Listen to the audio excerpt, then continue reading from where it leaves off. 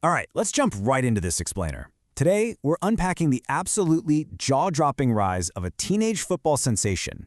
We're talking about a player who walked onto the absolute most demanding stage in his sport at just 15 years old, and by his 18th birthday, had shattered nearly every age-related record in the history of the game.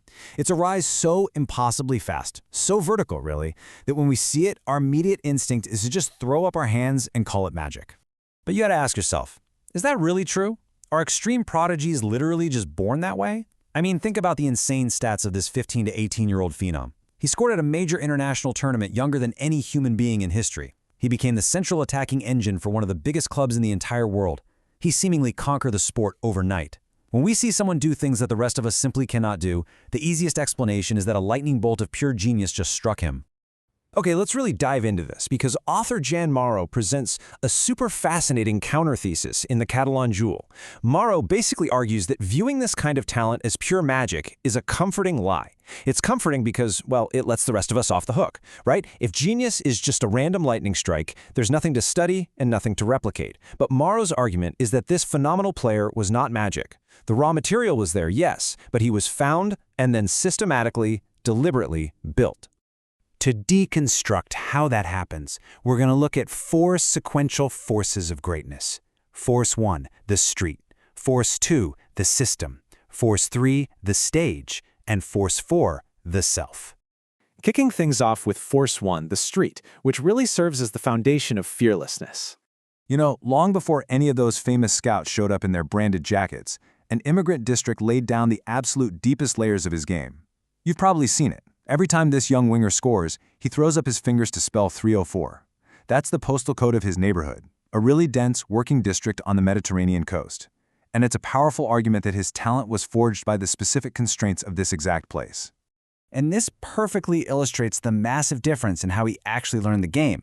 See, on a manicured, perfectly green pitch, you have space, you have time and gentle competition. But in the street, specifically those tight concrete squares of the 304, space is literally zero. You're playing against older teenagers and grown men. Take a heavy touch, lose the ball, and you sit out until dark. You learn a close first touch not because a coach asked nicely, but because it's the only way to survive the game. So here is the macro lesson. When we watch him glide past hardened professional defenders today, we call it magical instinct. But honestly, instinct is really just compressed experience. What looks like a flash of pure inspiration is actually just the rapid retrieval of a solution he's already solved 10,000 times in that concrete park. Which brings us to Force 2, the system, or the farmhouse academy. Now, the street alone usually just produces raw talent that eventually burns out. But at age 7, he enters his highly sophisticated talent factory. And this is crucial. The street made him a fearless soloist, sure. But the academy? It gave him a grammar. They taught him that football is actually a game of space and time, when to use that crazy street dribble and when the simple pass was deadlier. With this grammar, his raw ability became completely coherent. And inside this system, the coaches completely mastered the art of calibrating difficulty. Just look at the jumps between ages 12 and 14. He wasn't just playing with kids his own age, no way. He was constantly jumping the line into older groups. The system kept pushing him, brilliantly calibrating the difficulty to force growth without breaking his confidence. By the time he was 15, he had literally run out of youth levels. Moving on to Force 3, the stage. This is the ultimate test. Because, let's face it, talent is really just a rumor until it's exposed to extreme pressure. Just try to imagine the sheer shock value of a 15-year-old making his senior professional debut. Most 15-year-olds are stressing over high school algebra. He was playing against grown men with mortgages, careers, and every single incentive to tackle a teenager into the dirt. But he didn't freeze. He actually looked impatient, like he belonged there all along. And man, once he hit that stage, his rise was absolutely staggering. Youngest club debut. 50, yes 50, senior appearances by the time he was 16.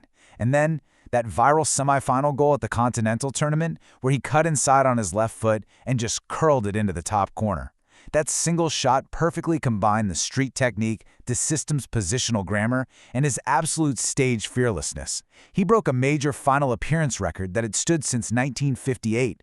He had literally taken a continent. That brings us to the final piece of the puzzle. Force 4, the self, temperament and adversity.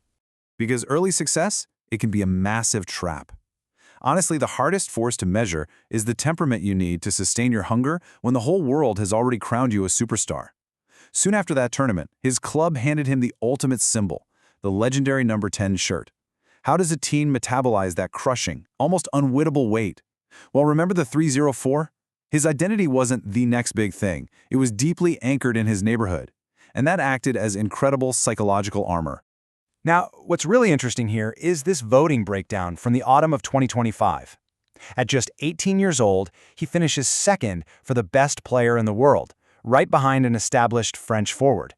To put that in perspective, finishing runner-up at 18 forces a massive psychological choice. Do you just relax into the satisfaction of being incredible for your age? Or do you treat second place as a problem you need to solve?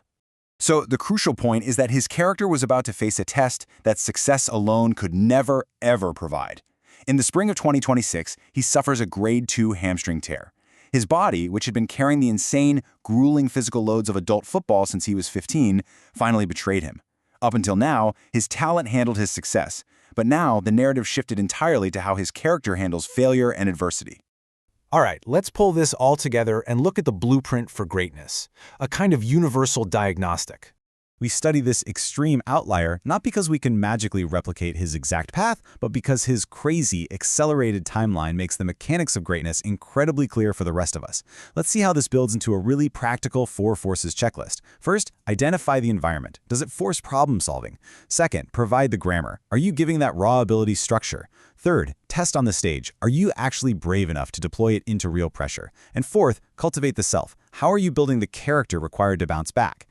So, I'm going to leave you with this thought. We all have potential, right? And we are incredibly quick to blame a lack of raw gift when we fall short. But as the Catalan Jewel shows us, raw talent is everywhere. Greatness is found, and then it is systematically built. So look at your own life. Look at your own goals. Stop worrying about that magic lightning strike. Ask yourself, which of these 4 forces is the missing bottleneck in your own potential?